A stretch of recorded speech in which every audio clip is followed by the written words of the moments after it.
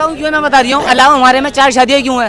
वो 4 शादियाँ क्यों अलाउ है? जैसे 2-3 किसी का पति मर गया, किसी का हस्बैंड मर गया, उनके बच्चे हैं, अगर कोई गैर आदमी उसकी मदद करता है जाके, तो दुनिया वाले क्या उठाएंगे? उसको उंगलियां उठाएंगे दुनिया वाले। तो इसलिए वो निकाह कर लेता है उससे कि दुनिया वाले उंगलियां उठाए कि इसकी बीवी है। नहीं, मर्द सिर्फ मुसलमान औरतें की मरती है बंधु, या हिंदू औरतें की भी मरती है, उस केस में अलाउ होगा दूसरी शादी। जब विधवा हो जाएंगी वहाँ अलाउ होगा। आप इस बात को इसको आप बरगलाइए नहीं। हर धर्म में लड़की जो है, लड़की 2 शादी नहीं कर सकती। लड़की अगर लड़की का पति मर गया, लड़की का हस्बैंड मर गया, तो लड़का उससे शादी कर सकता है दूसरी, मतलब कोई दूसरा लड़का। विधवा की शादी अलाउ है, वो सब में अलाउ है, वो सब में अलाउ है विधवा की शादी। अगर एक लड़का इतना दम रख रहा है 4 औरतें संभालने का, बात ये तो करे। ये देखिए, अच्छा आप ये कह रहे हैं पत्नी खुश नहीं हो, पहली पत्नी 4 औरत को संभालने का दम रख दिया, उसका है दम। औरत क्या है? समान है संभालने का? नहीं हमारे क्या कहना चाहता हूँ मैडम, एक मिनट। 10 मर्दों को औरत भी रख सकती है, 10 मर्दों को होगा, औरत भी तो रख सकती है 10 मर्दों को। मैं ये कहना चाहता हूँ, दम की बात कर रहे हो, श्री कृष्ण ने 16,000 नारियां रखी थी। नहीं वो मैं नहीं कहूँगा। मैं ये कहूँगा कि जिस औरत ने, ये भी है, आपकी बात का मैं जवाब दूं, मेरे पास सुटेबल जवाब है, मेरे पास सुटेबल जवाब है। जिस पहली औरत ने अपने मर्द को उतना अमीर बनाया कि 10 औरतों को रख सके, वो औरत को क्या अधिकार नहीं है कि उसके ज्यादा पैसे पर वो भी आराम कर सके, वो भी सुकून की जिंदगी गुजार सके? क्या अब मर्द जब सक्षम हो गया पहली पत्नी के सहयोग के कारण, वो दूसरी औरत को ले आए? ये आप कहना चाहते हैं? नहीं, अब आपने बोल दिया।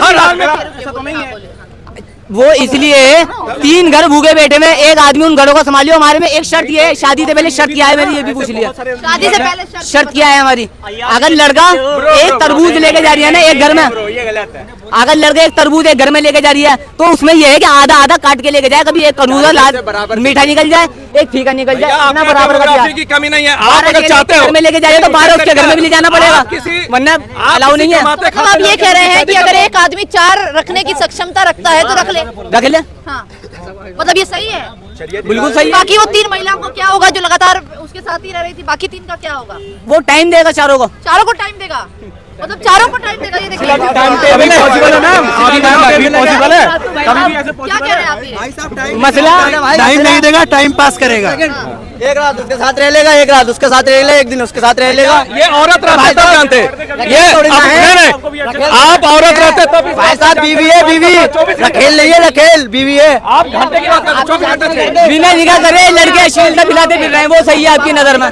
बिना शादी करे लड़के अश्लीलता फैलाते फिर रहे हैं, वो सही है आपकी नजर में? ये कह रहे हैं कि नहीं होना चाहिए, अगर आप कह रहे हैं कि लागू नहीं होना चाहिए। लागू यूँ नहीं होने चाहिए कि जो ये लोग ज्यादातर मुसलमान को टारगेट करते हैं, इसलिए मुसलमान जो है ना इनका विरोध करते हैं ज्यादातर। नहीं, बस पॉलिटिक्स है सर, ये बस एक पॉलिटिक्स है सर। ये जो भी सारी चीजें है ना, हमेशा मुसलमान को लेके ही ये टारगेट करा जाता है। पहले एनआरसी को लेकर टारगेट इन्होंने करा, अब इसको लेके ये मुसलमान को टारगेट कर रहे हैं। इसलिए मुसलमान जो है इसलिए विरोध करता है। ये लागू हो गया, आपको 3 साल में मुसलमान को केजरीवाल से कोई प्रॉब्लम नहीं है। कोई अंतर नहीं। अब वो केजरीवाल बिजली वगैरह जो फ्री जो भी दे दिया, केजरीवाल फ्री दे दिया, कुछ तो दे दिया, भले पब्लिक की जेब से दे दिया, कुछ तो दे दिया। लेकिन जब से ये सरकार आई है, मोदी सरकार नहीं दे रही है सर। भाई साहब जब से मोदी सरकार आई है, सबों के काम धंधे हो गए ठप। 2 दफा नोटबंदी हो चुकी है, पूरी मार्केट में, सदर बाजार की मार्केट में आप जाएंगे कुत्ते लौट रहे हैं नोटबंदी की वजह से। बड़े बड़े लाला बैठे में, और इससे फर्क किसको पड़ी है? आम जनता को। 2000 के नोट किसके पास है सर? नहीं, के पास 2000 के नोट बचे हुए। ये जो है ना चेन चल रही है। 2000 के नोट से सदर बाजार बंद हो गया। सदर बाजार में ग्राहक आएंगे तो सदर बाजार में क्या सब 2000 के नोट लेके आते हैं? ये क्या बात हुई? यूनिफॉर्म सिविल कोड की बात। हाँ एकदम मैम, वही उसी पे बात करूंगा। मैम क्या है ना कि यूनिफॉर्म सिविल कोड नहीं लाने का मतलब जो पॉलिटिक्स वाले हैं वो नहीं चाह रहे ना, विपक्षी वाले की मतलब कि हाँ हिंदू मुस्लिम में लड़ाई होते रहेगा ना तो उनका वोट गेन होते रहेगा। ठीक है, अगर एकता आ जाएगा ना तो कि कभी भी कोई प्रॉब्लम नहीं होगा। लोग एकता हो जाएंगे ना, एक हो जाएंगे ना, हिंददू मुस्लिम सिख ईसाई सब एक हो जाएंगे ना, तो फिर कभी भी किसी तरह का कोई प्रॉब्लम ही नहीं होगा।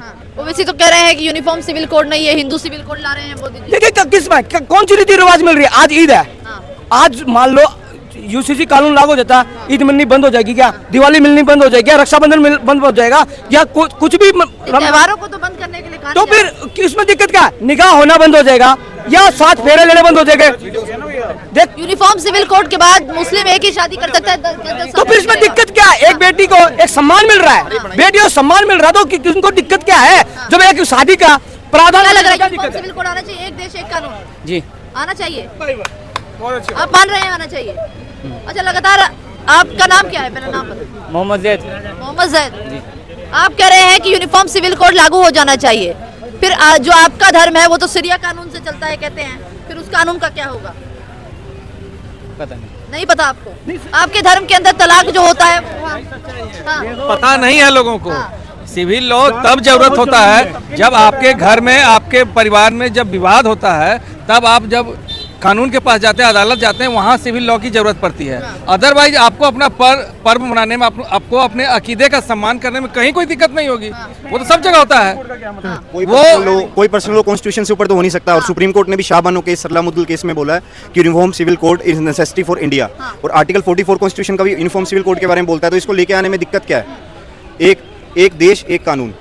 अच्छा, जिस धर्म पर को लगातार टारगेट किया जा रहा है, मुस्लिम धर्म जो इसका विरोध कर रहा है, बार बार कहा जा रहा है कि मुस्लिम धर्म एक ऐसा धर्म है जो विरोध कर रहा है, लेकिन साफ तौर पर वो धर्म ये कह रहा है कि लागू करिए ना, लागू तो कर ही नहीं रहे हैं। ये तो 2024 का बीजेपी का सिर्फ एजेंडा है, लागू तो होगा ही नहीं। ये पॉलिटिक्स वाली बात से मैडम मुद्दा था।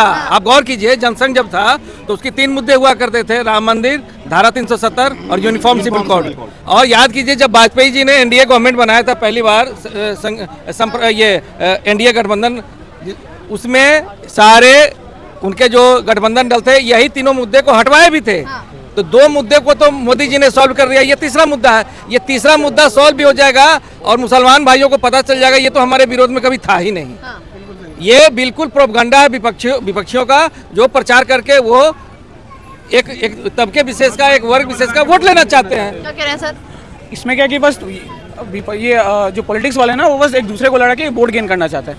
एक्चुअली में देश में ऐसा नहीं है, एक देश एक कानून लागू होना चाहिए और ये सभी के लिए प्रॉफिटेबल है। नेशनल इंटीग्रेशन की बात होगी, एक यूनिटी वाली बात आएगी कि हम लोग एक हैं। अगर ये इस्लाम धर्म को फॉलो करते हैं, मैं हिंदू को करता हूँ, यहाँ पर कोई सिख है, उसे यूनिफॉर्म सिविल कोड से कोई नुकसान नहीं हो रहा। ये हम लोगों की एकता को दर्शाता है। यूनिटी की बात कर रहे हैं, इंटीग्रेशन की बात कर रहे हैं यहाँ पर। क्या लग रहा है, होना चाहिए यूनिफॉर्म सिविल कोड? होना चाहिए मैम।